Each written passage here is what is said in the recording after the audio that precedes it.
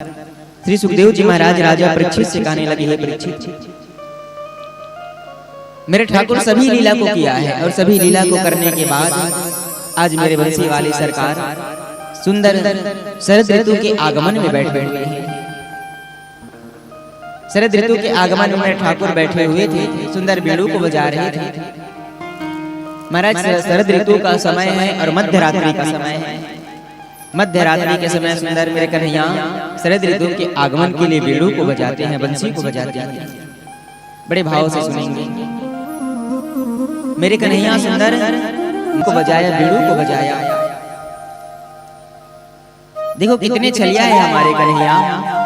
पहले दिन में बंसी बजाया करते थे और आज दिन में नहीं, तो आज मध्य रात्रि में यमुना के तट पर, कहाँ घनघोर जंगल में यमुना के तट पर जाकर के बैठे हैं और मध्य रात्रि में आज ठाकुर बीड़ू को बजा रहे हैं।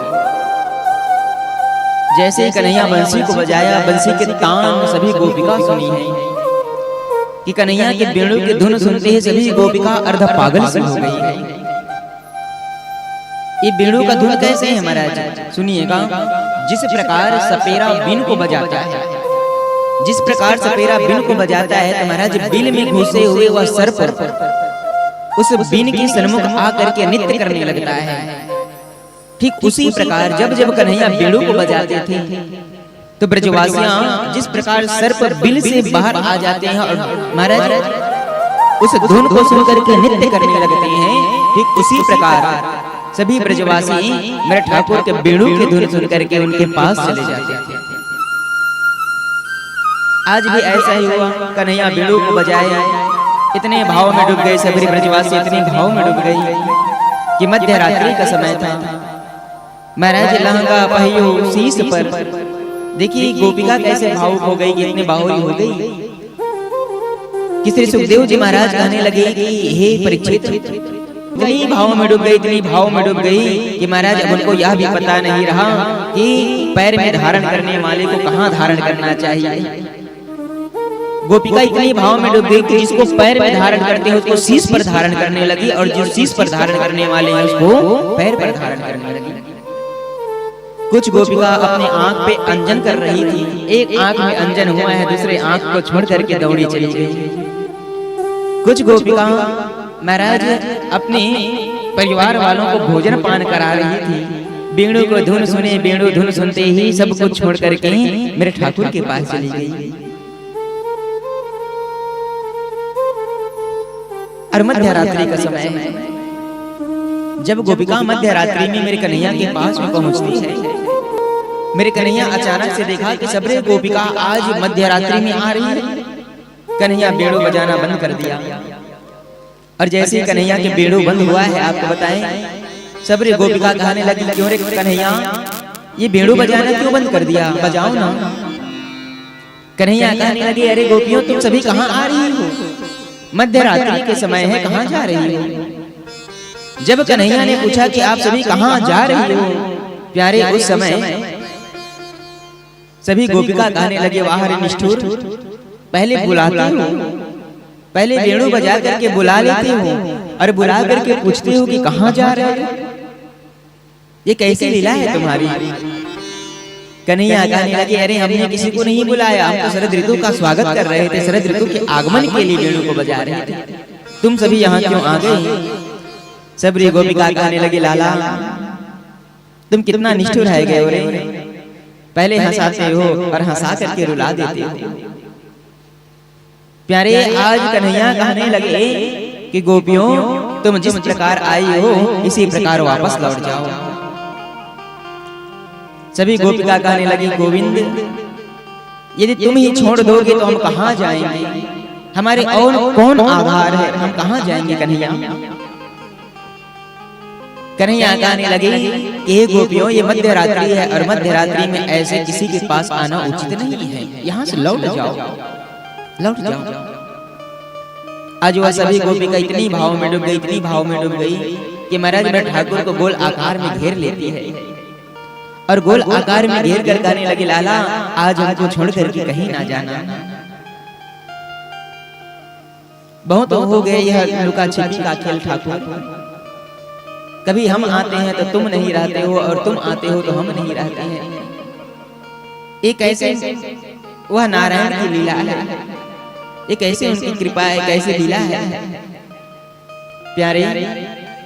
आज जब सभी गोपिका मध्य रात्रि में मेरे कन्हैया को घेर ली, मेरे ठाकुर कहने लगे तुम लोग यहाँ से नहीं जा रहे हो ना, तो मैं ही यहाँ से अदृश्य हो जाता हूँ। सुनिएगा, कन्हैया बीणु बजा करके पहले सबको मध्य रात्रि में बुला लिया, और बुला करके ठाकुर वहां से अदृश्य हो गए। जैसे कन्हैया वहां से अदृश्य हुए प्यारे, सभी गोपिका मानो अर्ध पागल से हो गई, और अर्ध पागल से होकर के सभी गोपिका कहने लगी देखो ये निष्ठुर फिर चला गया। बुलाया और बुला करके ही चला गया। महाराज भावुक हो जाती है गोपिका, और ये सबरे गोपिका जा करके वृक्षों से लिपट जाती है। कोई वृक्षों से लिपट जाती है, कोई ब्रजरज से लिपट जाती है, और वृक्षों से पूछने लगती है कि हे वृक्ष बताओ कहाँ गए तुम्हारे श्याम सलोनी, हे कदम तुम बताओ कहाँ गए तुम्हारे वह कन्हैया जो हमको बुलाए हैं, और बुला करके बीच मझधार में छोड़ करके चले गए हैं, कहाँ गए, हमको दिखाई क्यों नहीं देते हैं। वृक्षों से पूछा है, ब्रज रज से पूछने लगा कि हे रज तुम बताओ कहाँ गए वो हमें छोड़ करके। इतनी भाव में डूब गई गोपिका, इतनी भाव में डूब गई प्यारे कि अब सभी गोपिका रुदन करते करते मानो कृष्ण के समान ही अभिनव करने लगी। कुछ देर के लिए जब कन्हैया को नहीं पाई, कुछ देर के लिए वह कन्हैया दूर हुई है, ऐसा प्रतीत हो रहा है यह शरीर से आत्मा ही चली गई है। सभी गोपिका वृक्षों से पूछ रही है, लता पताओं से पूछ रही है, और पूछते पूछते पूरे मध्य रात्रि में वह जंगल में भ्रमण कर रही है। जैसे भ्रमण कर रही थी कि एक स्थान पर देखी कि एक स्थान पर महाराज दो व्यक्ति के चरण चिन्ह दिखाई दे रहे हैं।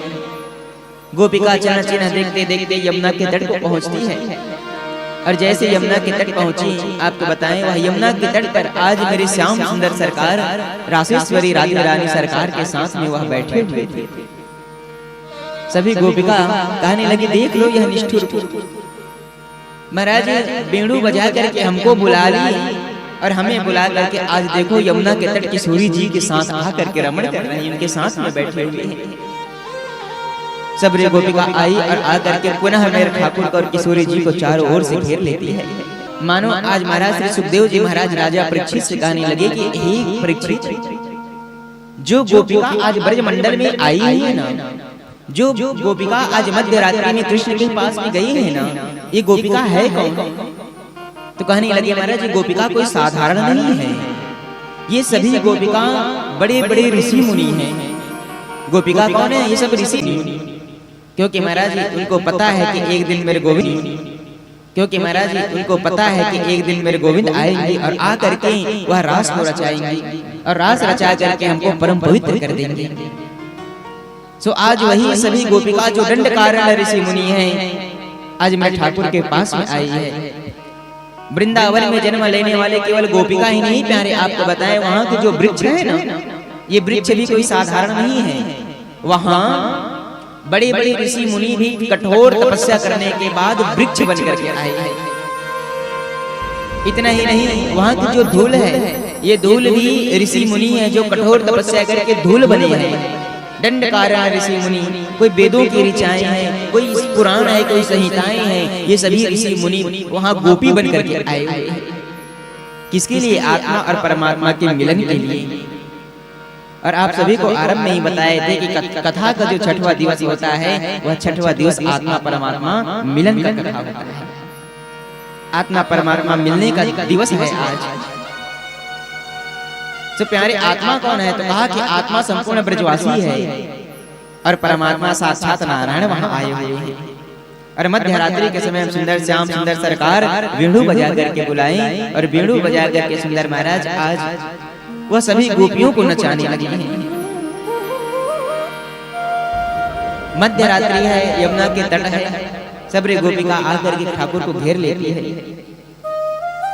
और हाथ जोड़कर गाने लगी, लाला जिसके लिए हमारा जन्म हुआ है आप हमारे वह जन्म को सफल कर दीजिए ना।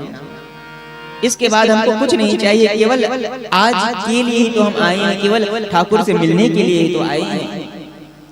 कन्हैया ने जैसे इस महाराज शुभ समय देखा, सुंदर मध्य रात्रि का समय है, चंद्रमा अपने पूर्ण स्वरूप में आए हुए हैं, माँ यमुना महारानी मंद मंद प्रवाहित हो रही है, सभी वृक्ष शीतलता प्रदान कर रहे हैं। आज उसी समय मेरे ठाकुर जितने गोपिका है प्यारे, जितने गोपिका है आज कन्हैया उतने ही स्वरूप बना लेते हैं। जितने गोपिका उतने ही स्वरूप बनाए और उतने ही स्वरूप बना करके स्वयं मेरे ठाकुर सुंदर आज वह रास को रचाने लगे हैं।